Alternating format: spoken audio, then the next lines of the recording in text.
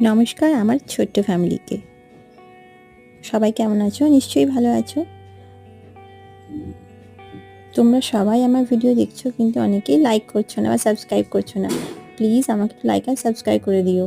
আর তোমরা আর কি রকমের ভিডিও দেখতে চাও একটু কমেন্টে প্লিজ জানিও। Thank you.